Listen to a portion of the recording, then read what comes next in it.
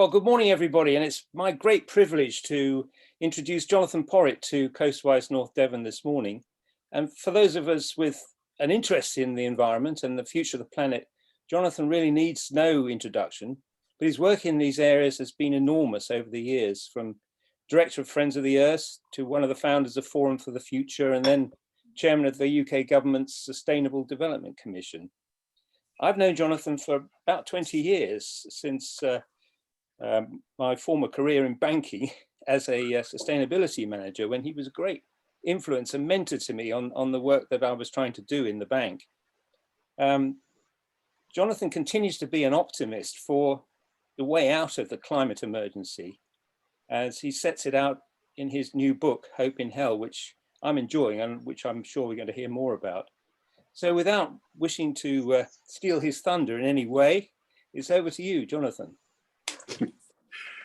Martin, thank you very much indeed. And yeah, delighted to have had the invitation to learn a little bit more about your organization, and no doubt to have my ignorance exposed about the North Devon coast. Because if you ask me any tricky questions about that, I'm afraid the answers will probably be quite brief. But and actually that is one of the challenges that I face, because I spend an awful lot of time thinking about quotes, the big picture, quotes, all of these things locked together at that big picture. But I'm more than aware of the fact that all of this ultimately comes down to what individual citizens are doing in their communities to help deliver some of the answers to the problems we're facing. Because you can generalize about this stuff and for as much as you like, but ultimately we have to make it work where we live and where we work. And that is a critical part of it. So when Martin asked me to do this, I was delighted to accept the invitation. I suppose what I'm thinking about this morning, because every day is different for sure, and every day makes me rethink some of the degree to which we can still be authentically hopeful about securing a stable climate and a stable planet in terms of biodiversity and ecosystems. Every day is a bit different. And yesterday was, I have to say, a really bad day. Yesterday we had evidence from a scientific survey ship sailing up in the Laptev Sea in the part of the Russian Arctic, and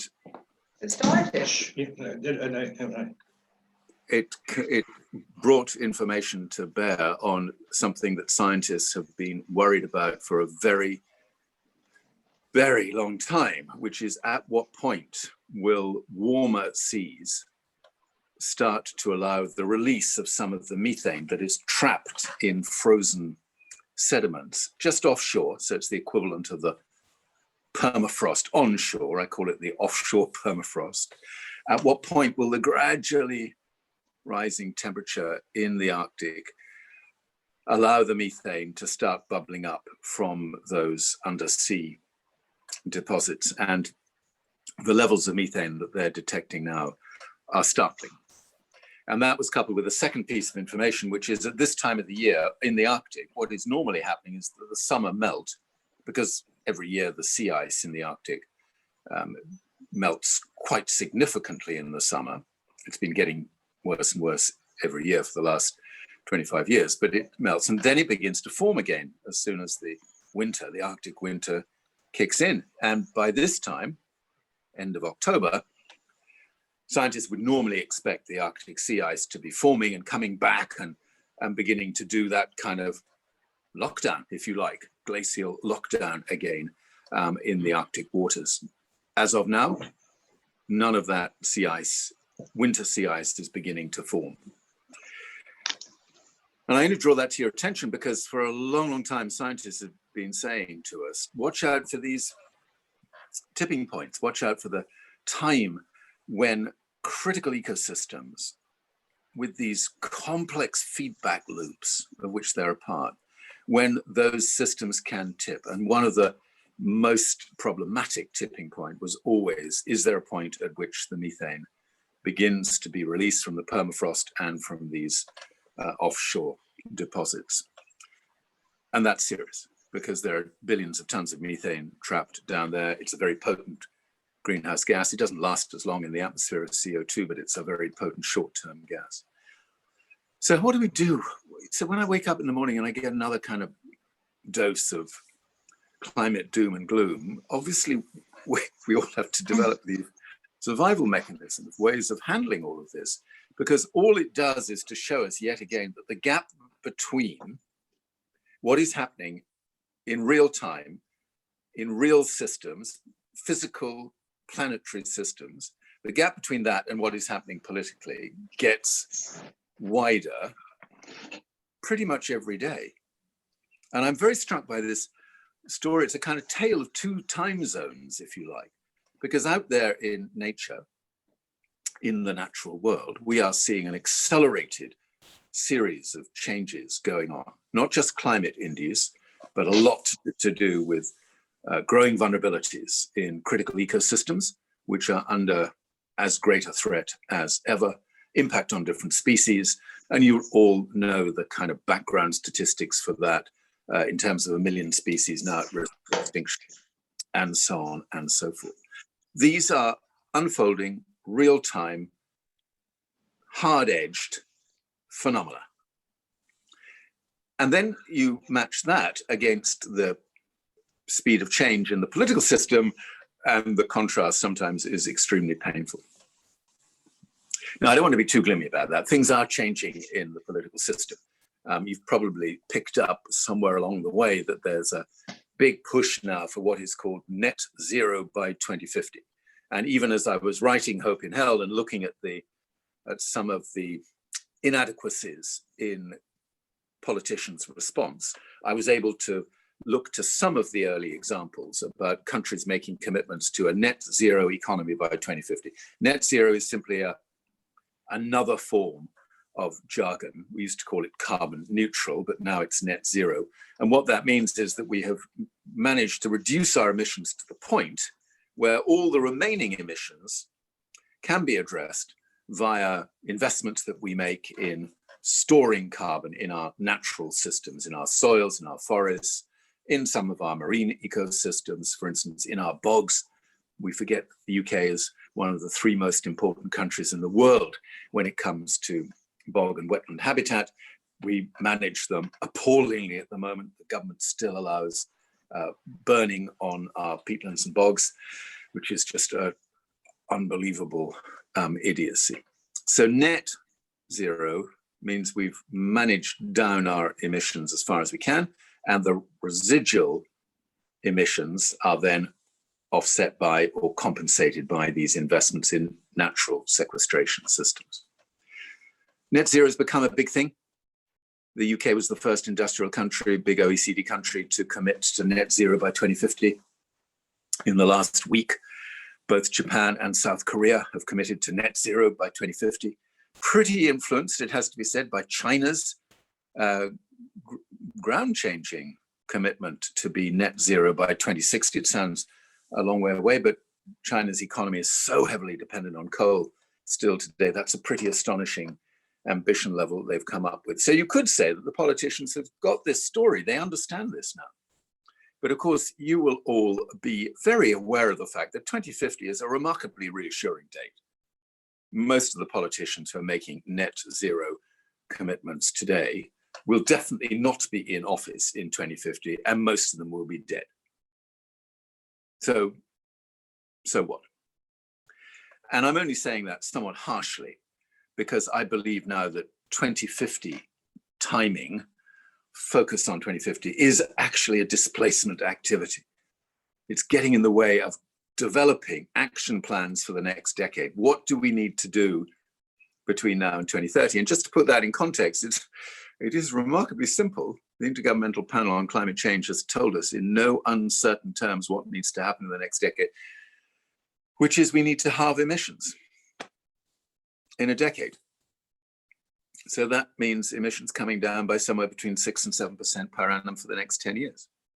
That speaks to a very different story than we're going to be net zero by 2050.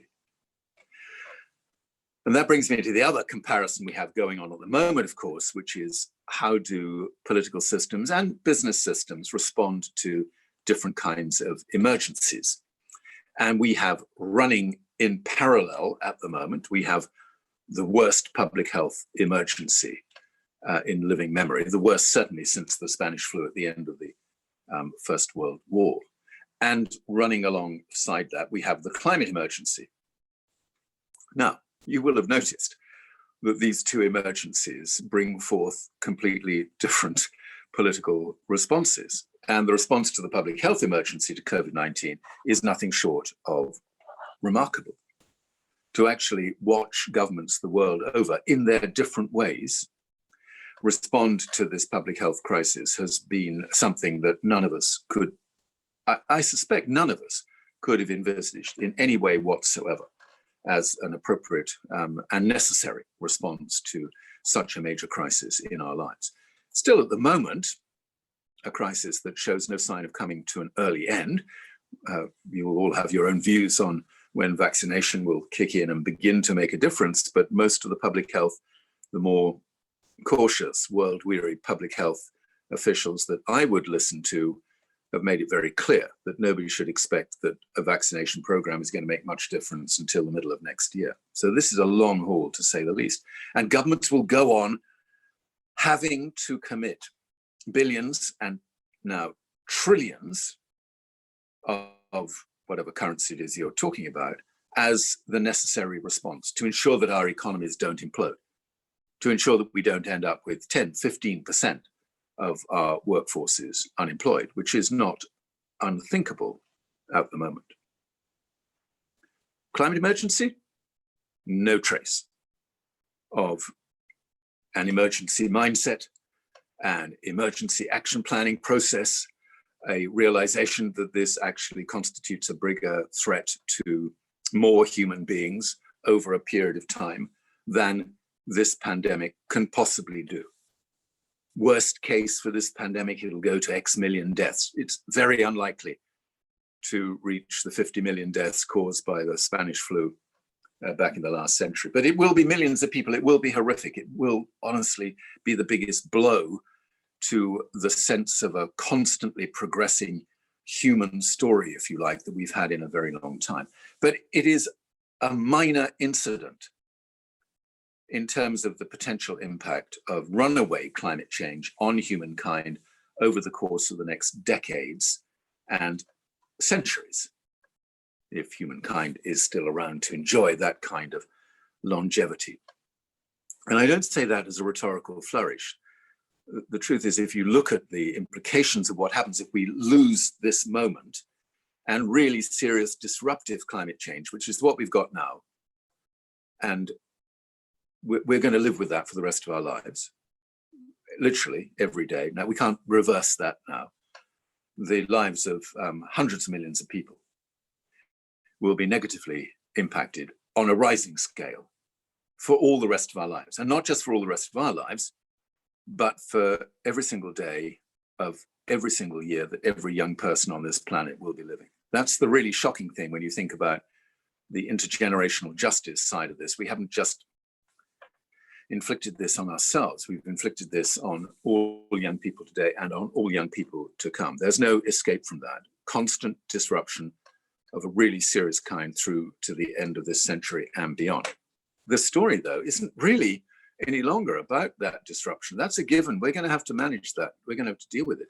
The real story is, can we manage it in such a way that we avoid an even worse fate, which I've described in the book as runaway climate change. And that's the point when even if we threw the equivalent of a COVID-19 response at it, we wouldn't make any difference.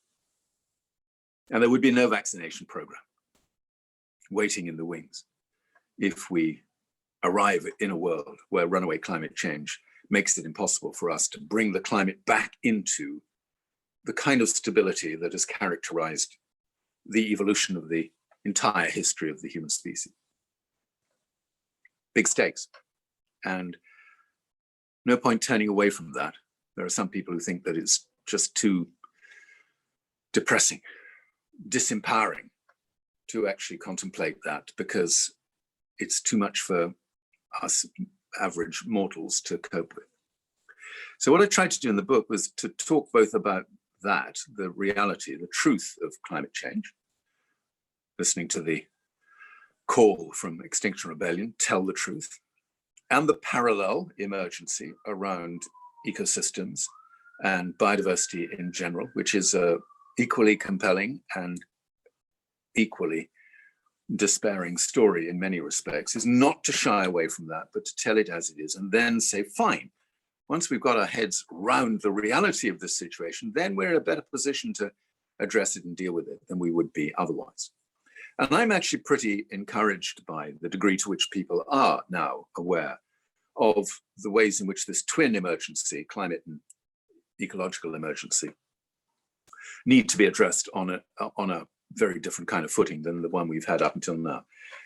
Martin referred to the work that Forum for the Future has been doing with business for the last 25 years. And if you compare the degree to which most of the world's large businesses now have not only understood the nature of these crises, much, much better, in my opinion, than most politicians, but are committed now to accelerated transitions in their own businesses to try and get to a net zero position, for instance, by 2040 rather than 2050, to begin to bring proper biodiversity action planning into the work that they're doing around the world. It's still inadequate, let's be honest, but it is there. It's only when you look at that opportunity to make these huge changes that you can begin to draw down on what I call authentic hope. And although Martin described me in his introduction as optimistic, I'm not really optimistic, Martin. I'm neither optimistic nor pessimistic. I'm what I call a realistically hopeful person. Hopeful in as much as I still subscribe to the idea that knowledge is the precursor of any responsible course of action. And that once we have understood the full implications of the science of what's happening, we have a better chance then of moving both decision makers and citizens into a greater readiness to change the way we do things, change the way we create wealth, change the way we organize ourselves in our communities and in society, change our relationship with the natural world, and begin to develop the kind of mature, compassionate, intelligent way of living on this planet that has always been available to us, but got lost decades ago in the obsessive pursuit of economic growth at all costs. And that, of course, is the tricky bit. I could go and try and cheer you up in all sorts of different ways. I'm just going to try two things very quickly before we open up for more wide-ranging discussion. The first is technology. Now, this is a complicated thing. There are an awful lot of people in the environment movement who do not like the idea that technology is probably the principal reason why we need to be more rather than less hopeful about a sustainable future. But honestly, for the first time in my life now, I can talk enthusiastically about the dramatic transformation that is going to happen in all of our lives as a consequence of technology. And that is essentially because of what's happening with renewable energies, solar and wind, and now the third bit of that technology stool, if you like, storage, batteries. Not exactly the sexiest technology in the world, unless you're Elon Musk, of course, who gets very excited by batteries. But the combination of these three technologies, solar, wind, and storage, is extraordinary.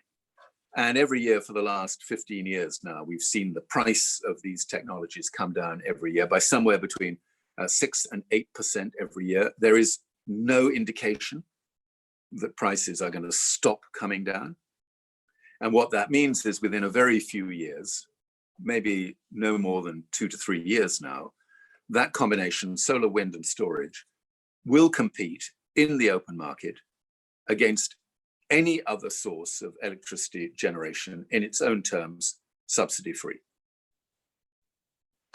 in the rich world and in the poor world. Because the really important thing about this is these technologies are not just of a kind that help the already rich in the rich world. They are transformational, indeed revolutionary, in terms of their impact on the lives of some of the poorest people in the world. And though I'm no great defender of Narendra Modi, Mr. Modi in India, the fact that he does properly understand the liberatory effect of off-grid solar power for hundreds of millions of people in India is actually very inspiring. I wish he brought the same kind of insights to bear on the rest of his godforsaken politics, which I'm afraid is doing a great deal of harm to many, many Indian citizens today. If you wanted to do an emergency story for the climate, equivalent to the emergency response that we're making to the pandemic, it would be possible to provide every single human being on this planet with renewable electricity by 2030. That is not science fiction. It's completely doable. The technologies are completely understood. There's a huge amount of capital in the world out there which could be deployed to do this.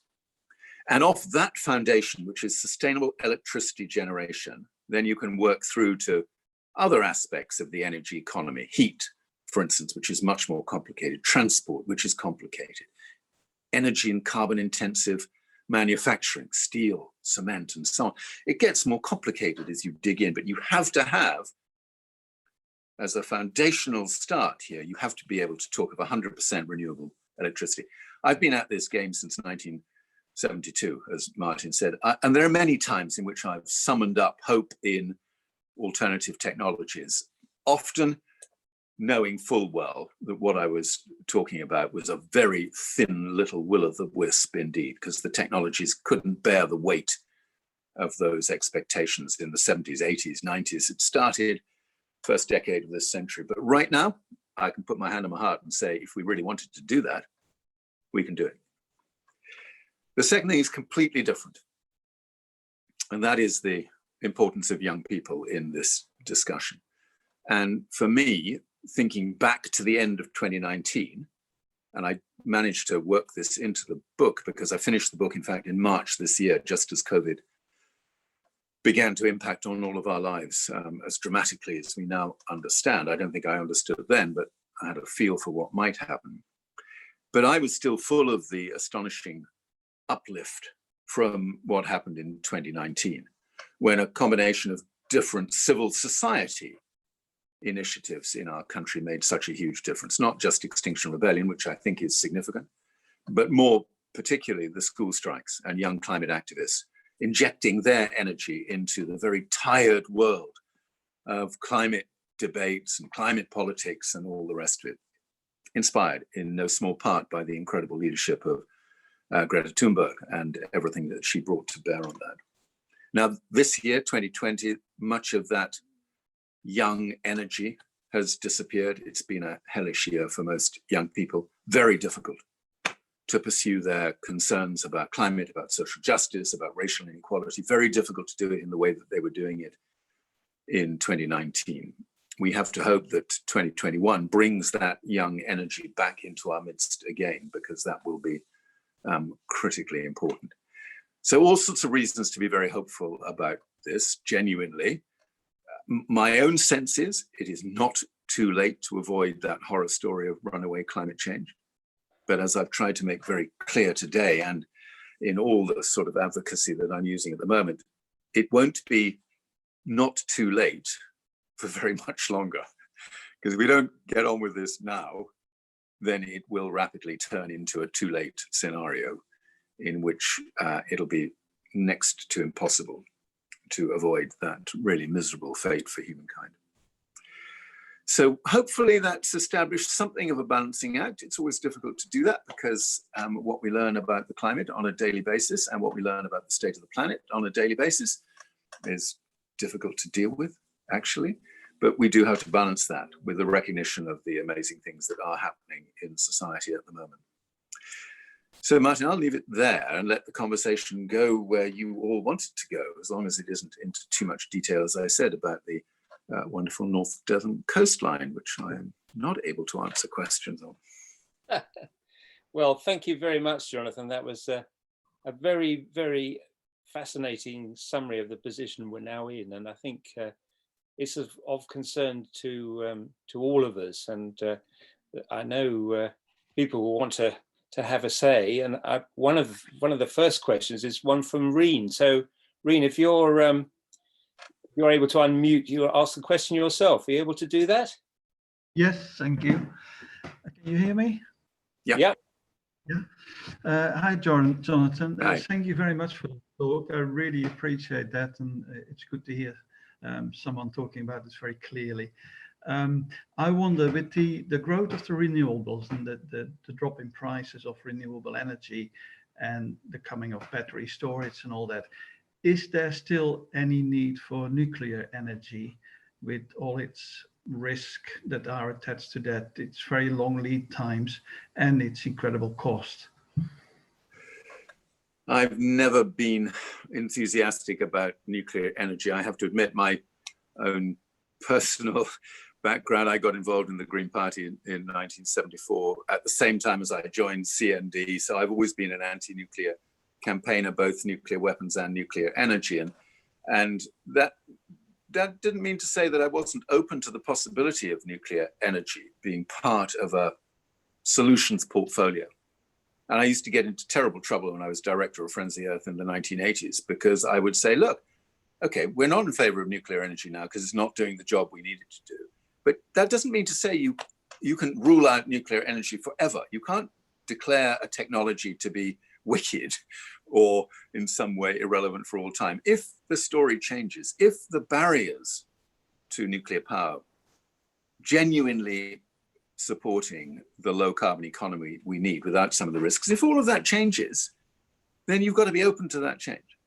And I must admit, most local Friends of the Earth groups thought that was definitively, that was heresy. That was heresy. So I haven't always been popular in this, but I've watched as the years go by, and of course, none of these barriers has been resolved. We still have ludicrous financial implications associated with nuclear energy. It is so much more expensive now that as a way of generating low carbon electrons. It used to be the case that we were told we would need nuclear for baseload generation. The national grid here in the UK has said we don't need nuclear for baseload generation. We will be able to configure our grid differently with this amount of renewables on the system. Doesn't mean to say we can instantly get out of all our dependence on gas. That'll take a slightly longer period of time. People used to say that we absolutely have to have nuclear because it's the only large scale low carbon technology available to us. And we now know that really isn't the case. Offshore wind farms now are astonishing feats of engineering. I may be heading into tricky territory because I know a lot of people who live in coastal areas sometimes get a little bit upset about these expressions of the future, as I call them, these incredible offshore wind farms that we have now, which are transforming, by the way, the UK's entire approach to sustainable energy systems. And on every count, we see that nuclear cannot put a tick in the box. The last one, to be honest, is on nuclear waste. And for me, when I got involved in nuclear issues in the 1970s, I was told there was a solution around the corner for all nuclear waste. And it was just a question of getting the technologies sorted out.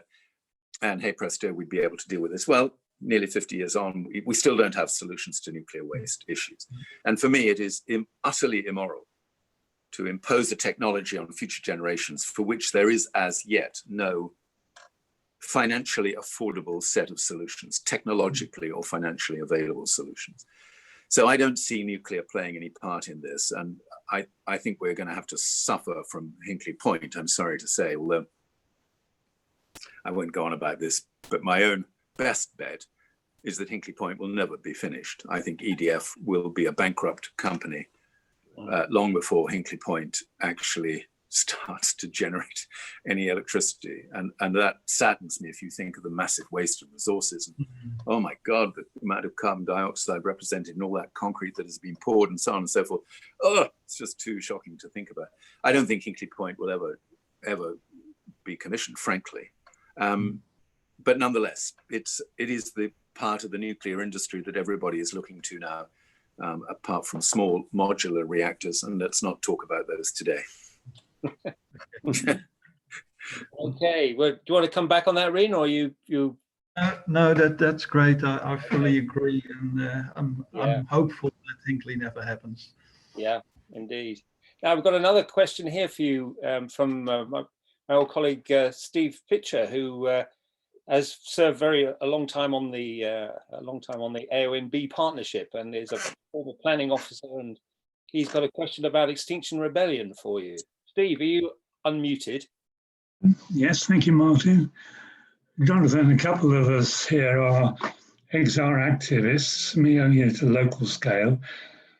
My question is, how disruptive do you think we have to get before the government takes action at a scale and urgency commensurate with the severity of the climate and ecological crisis?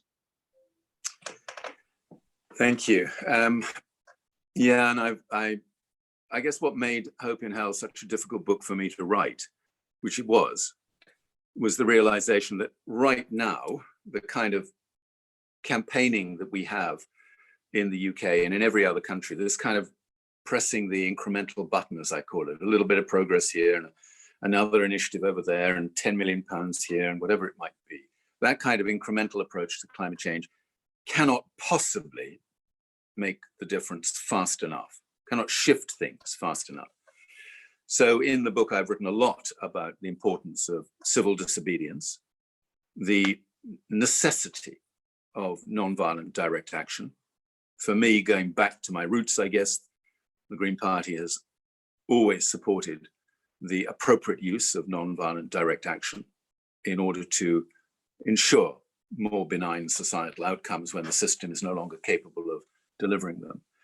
And I think XR has been really instrumental in reminding people that the history of democracy is a history where nobody in power gives up things readily. They only give those things up or change the way they do things when they are obliged to do so from outside.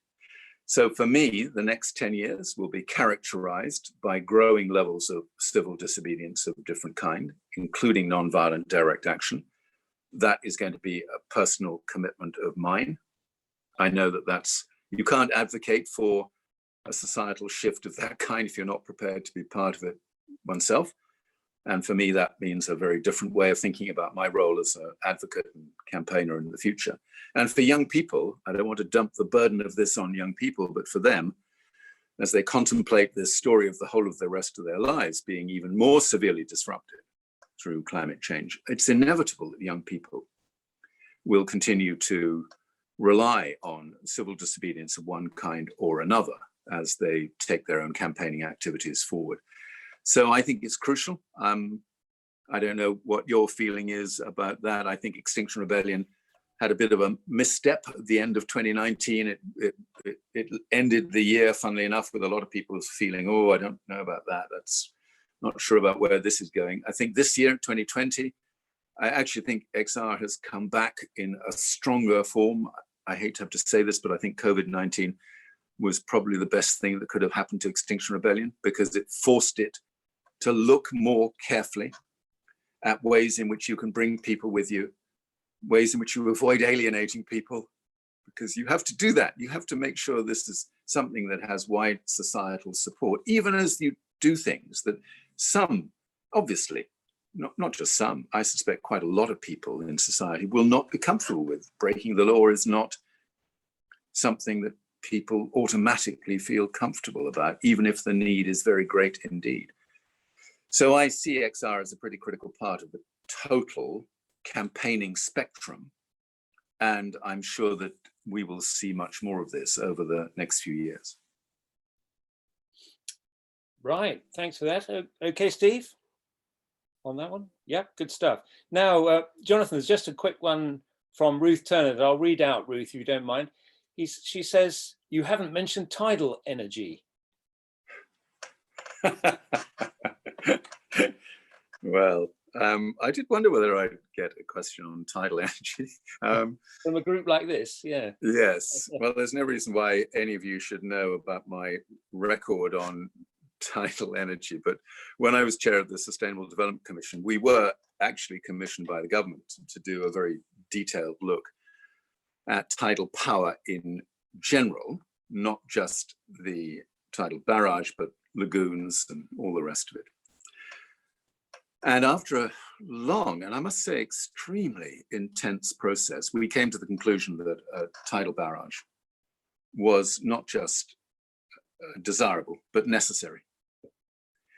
And I won't rehash the totality of all the arguments. Our report is still available. We did it on the basis that this would be roughly 9% of the equivalent of baseload electricity generation that we need, which would last for decades. We did it on the grounds that actually the Severn estuary itself is a funny old ecosystem, and people have different views about the Severn and different views about the biodiversity and the richness of the estuary and so on. But our view was that the Severn estuary was going to be subject to massive damage as a consequence of rising sea levels, and that damage would cause many, many more problems for the ecosystems which depend on the Severn, because it's a whole set of systemic effects, obviously, across the whole watershed. That damage would be increasingly problematic through rising sea levels and storm surges. And one of the pieces of work that we commissioned is what benefits would a barrage have on helping to manage more effectively those precious ecosystems up the Severn into the Wye and so on. As we now contemplate the inevitability, this is an extraordinary position we're in now. So again, the Intergovernmental Panel on Climate Change will bring out its next report in 2022, big assessment report in 2022. But we already know from a special report they did last year that we will be facing a minimum of a 1 meter sea level rise, average 1 meter sea level rise by the end of this century. That is the minimum. That is the best case. It will be no less than 1 meter. And that is an average. And it means that some parts of the world will be affected much more seriously than the 1 meter, and some parts will be affected less seriously. Worst case, according to the Intergovernmental Panel, 2 meters. Now, I don't need to spell out to you what that means for many, many parts of the world. I mean, the consequences of this are truly horrendous to think about. But even if you were dealing with a 1 meter sea level rise by the end of this century, there's a hell of a lot of coastal areas in the UK that are going to be subject to really massive impacts, affecting not just the biodiversity of those areas, but of course, communities, economies, people's lives to a quite dramatic extent. So I'm sticking to my guns on the tidal barrage. I know it's deeply controversial. I love my arguments with my beloved colleagues in RSPB, WWF, Friends of the Earth, Wildlife Trust. Stack them all up, they're all against it. I don't believe they've actually considered the inevitability now of the Severn estuary being a massively disrupted ecosystem, whether they like it or not. And the only story is how best do you minimize the damage that that disruption is going to do.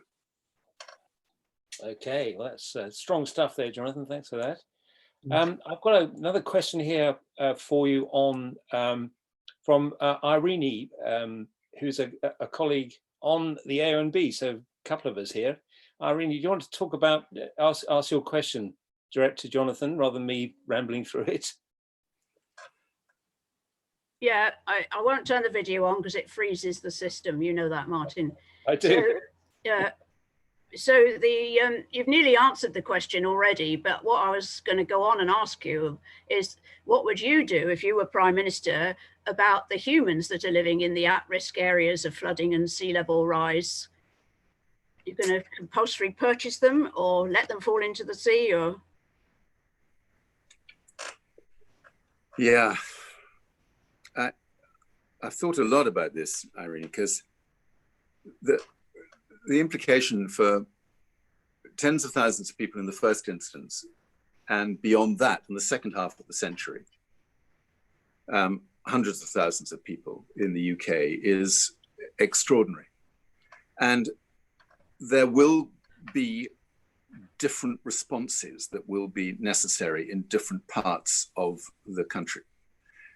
Sometimes, I think what is called managed retreat will be the best available way of handling this. And I'm a little bit familiar with some of the managed retreat initiatives going on the east side of the country, where the problems are already grave, as you will know.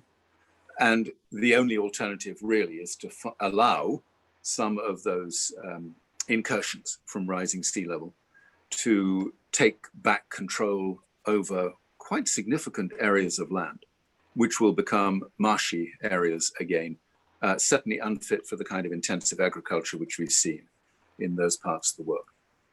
It won't be impossible to have human habitation in those areas, but it'll be hard. In other parts of the country, especially where you've got much steeper terrain and you've got cliffs and areas that are subject to dramatic impacts through storm surges in particular, I'm hoping that there will be a government strategy on this, which will allow for support for communities in those very precarious conditions, and that we will get better at enabling people in advance of their properties being either destroyed or, of course, reduced to zero value, because there will come a time where the impact of this rising sea level on many, many homes very close to the ocean, to the sea, will mean that those homes no longer have any financial value at all. We could sit back and just say, well, tough, you shouldn't have gone and lived in such a beautiful place looking out over the sea, and it's the market economy and caveat emptor and all that. You could have read up about a 1 meter sea level rise for all these years. Bad luck. I don't think that is a compassionate or humane way of doing it. And all I know is that we will need a government strategic response, which will allow for management strategies of different kinds in different parts of the country, whatever that might look like. But I just hope we don't wait until the pain of this impact on our lives becomes so grave that the government does something belatedly and probably very inadequately, when it could have done something really quite intelligent and smart in advance of it happening. Yeah. No, Irene, which would you do? I want to see, as you can imagine, I want to see this strategic approach. I know a little bit about the Environment Agency's approach to this, which has been widely criticized, but they have at least established the story that you have to do this there's no one size fits all for loss of land and loss of human habitation from rising sea level. It has to be done on a piecemeal basis, if you like, stretch of coastline by stretch of coastline. And I suspect most of you would, for instance, be much better informed about what that means for your coastline than any other set of experts. Yeah, we've actually got a piece of, if you like, managed realignment going on just in the estuary here at the Tor and Torridge estuary. Right. We've got salt marsh emerging, and interestingly, Devon Wildlife Trust is working with Triodos Bank to create an investment opportunity for the carbon sequestration offered by salt marsh, which is wow, leading edge stuff. And that is leading edge stuff. Yeah, I love it. Biogeoengineering. Absolutely, yeah. That's, hey, you're on the cutting edge, guy. Happens without any human intervention whatsoever. It's really good stuff. Yeah, no, it's extraordinary. And there's another great question here from Debbie. Debbie, are you unmuted? About people caring and doing things, but there are more people who don't seem to be aware. You would like to put the question? Yes, please. I think I'm a bit like you, Jonathan. I'm sort of hopeful in a lot of ways, and it's good to see lots more people getting on board with changes. But I've still got this worry that the majority of people, it's not on their radar. They don't seem to know that they live on a planet with finite resources. My question is really, how can we all be getting these people on board and sharing messages? Not just governments, but everybody. Yeah. Yes, it's pretty startling, isn't it? You can't imagine. It's hard to imagine a more impactful set of climate stories from around the world than the stories we have now. I mean, this year alone has been totally astonishing, starting with the wildfires in Australia, and worst wildfires ever in their history. 3 billion, they now know that somewhere close to 3 billion creatures died in those wildfires, not the initial 1 billion they indicated. We've seen astonishing flooding in 6 or 7 countries, including at one point 50% of Bangladesh being submerged in floods. We've seen the wildfires in California. I could go on. And you think to yourself, oh, God, bloody hell, okay, line all that lot up. And what is it about that data set that leaves you in any doubt that this is now a massively impactful story in all of our lives now, not in the future, but now? How do you read that?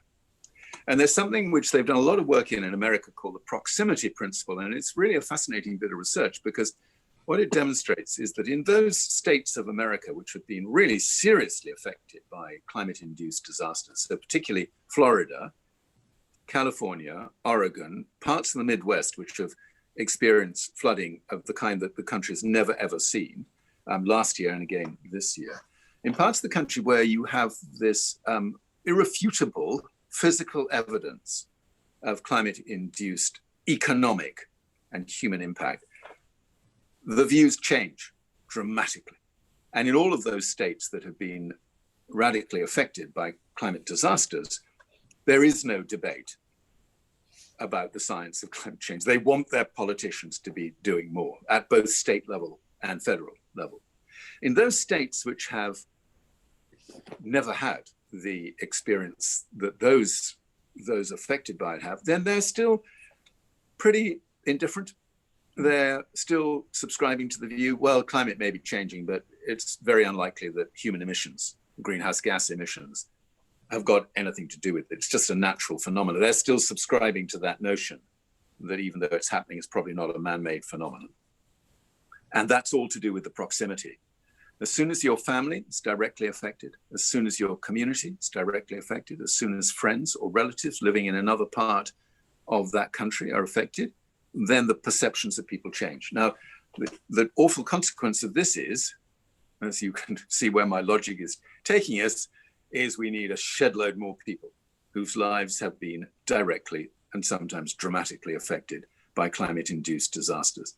And that's a terrible thing to have to say, because really we ought to be smart enough not to need more and more people whose lives are devastated by climate change to take the requisite actions to address that. But it seems we're not at that point of enlightenment as yet, I'm sorry to say.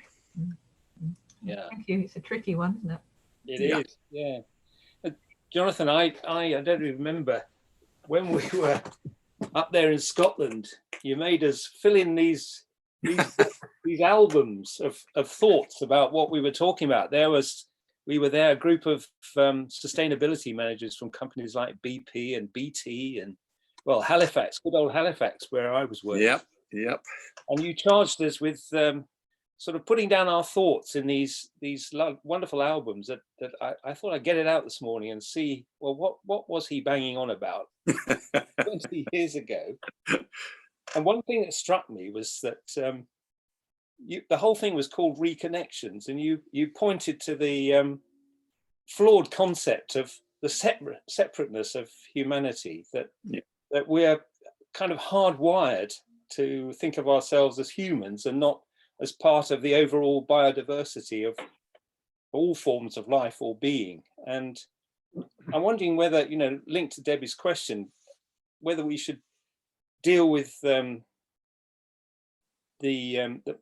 more strongly the biodiversity, which clearly we as a group feel very strongly about, making it clear that humans are part of all this, that we as a human species have a responsibility to the other species. And can we kind of link biodiversity and the climate emergencies together and make it, the advocacy that Attenborough is doing on biodiversity in particular seems to have a very powerful resonance that seems to flood out the climate message to some extent. People seem to get that, but can we link it more together? Yeah, I'm nervous about prioritizing one over the other. I think it's very interesting that the new bill that XR and other campaigners are trying to bring forward today is called the Climate and Ecological Emergency Bill.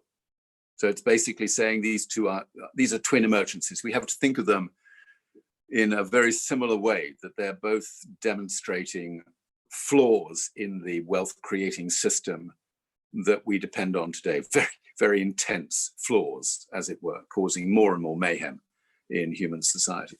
But I don't want to turn away from the key point that you raised there, Martin, which is this issue about how we are able more successfully to keep people connected to, linked into, deeply embedded in the natural world. And just before the meeting started, I was mentioning that I spent the first 10 years of my life as a teacher in a comprehensive school in Shepherd's Bush in London.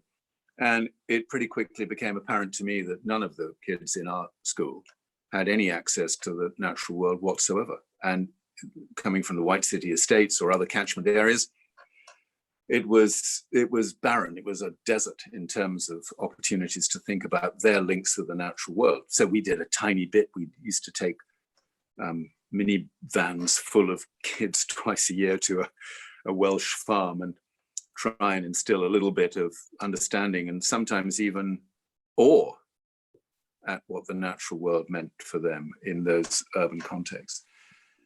But even in rural areas, and I'm maybe treading outside my comfort zone here, even in rural areas, we know that a lot of kids are not connected in to their natural environment today. They're often more connected with the technosphere through their devices than they are to the biosphere through their ability to experience that directly through the senses. And this is a huge struggle, and it does go back to education. My sense is we've allowed our education system to turn away from all the opportunities we had to embed kids, young people in the natural world, to make them feel or allow them to continue to feel deeply about the natural world. We all know that when they're younger, kids respond to it, feel wedded to the natural world anyway. It doesn't take a great deal to remind ourselves that we are animals, basically, when you look at how kids play in the natural world. But bit by bit, we beat that out of them, or we allow that to disappear, and it gets taken over by all sorts of different mechanisms, not least, unfortunately, the fear that some adults have of letting their children be outside these days, which has been devastating. So I've done a lot of work on this over the years, Martin, as you know, and very keen often to put into the work that we do with corporates, well, what are you doing about making it possible for people to have access to better green spaces, even if it is in an urban context? Yeah. And the health data about this, no time to talk about this at length, but the improvement in people's physical and mental health through access to and involvement in the natural world is staggering. You look at the hard-edged evidence of better health outcomes, the more time people can spend in the natural world is astonishing. I'm president of something called the Conservation Volunteers, which essentially provides opportunities for people to be in the natural world doing practical conservation work together with other people. And the impact on people's mental health in particular is astonishing. And I don't know, we don't make much of that evidence. Our National Health Service is very far from being a natural health service, which I think it could so easily be. Yeah. And I would love to see more of that coming into our understanding of how to manage health systems more effectively. Yeah. Well, again, we've got a project on that with the health service here in North Devon, looking at the issue, getting people, they can be prescribed a course exactly. of walking out on the coast. Now, Paula, you've got a question, I think, about the international dimension. Have you got it there ready?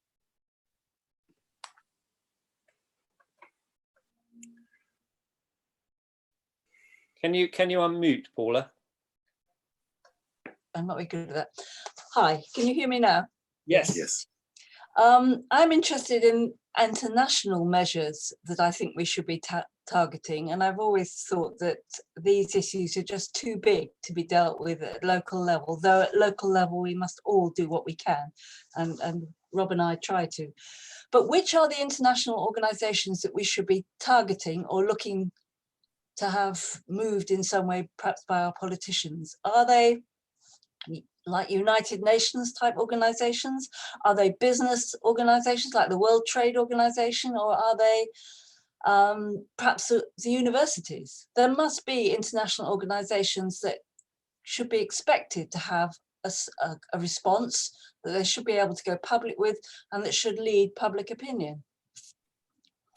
There are indeed, Paula. There's no doubt about that. And there's a lot of campaigning work that goes on to try and bring those institutions into a more cognizant role of these issues to do with biodiversity, climate, and so on, with some effect. So if you look, for instance, at the positioning of the World Bank and the IMF, so two key, what are called the Bretton Woods institutions, they have moved a long way in the last 10 years.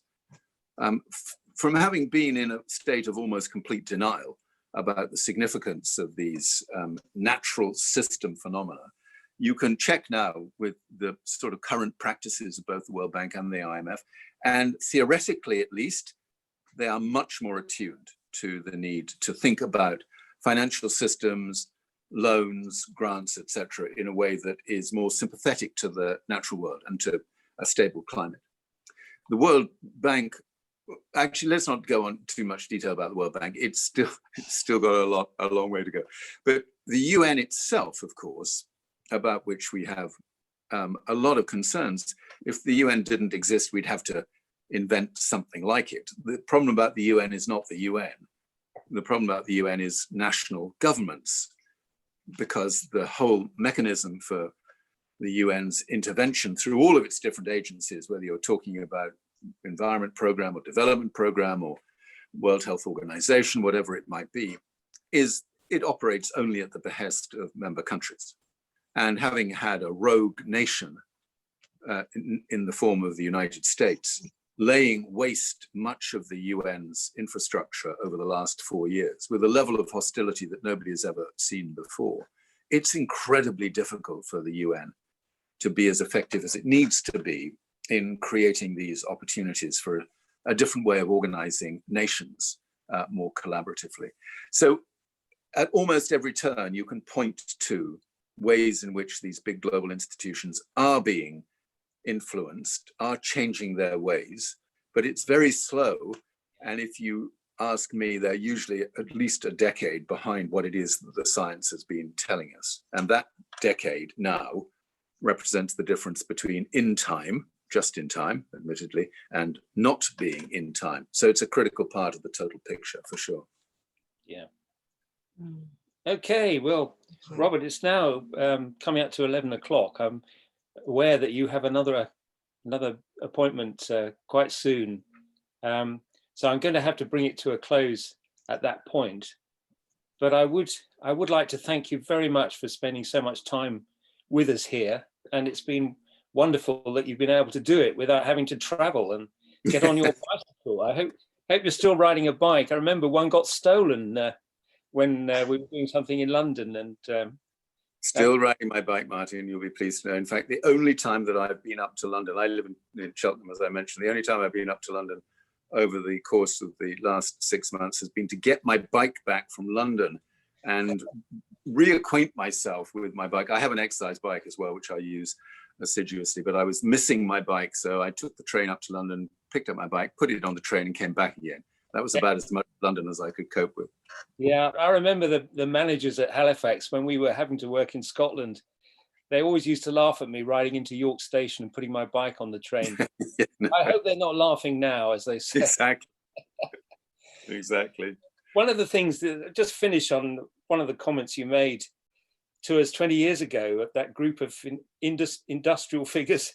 You said we must keep our values fierce and become thought warriors. And I think, you know, that I've always felt that. And people say, Martin, you seem to be very committed to this climate change business, but that's because I think you really need to believe in it before you can get people to change things. And I hope you've managed to convince even more of us that it's down to all of us to make the changes and to do the persuasion and be influencers in our own way, even if it's just with our own family. Exactly. Start there, and who knows where that will take us in due course. Thank you very much indeed. Not at all. Very nice to be with you for an hour, and good luck in all your endeavors. They may seem small, but boy, are they critical. So, thanks. Thank you, very Jonathan. much. Thanks a lot. Fantastic.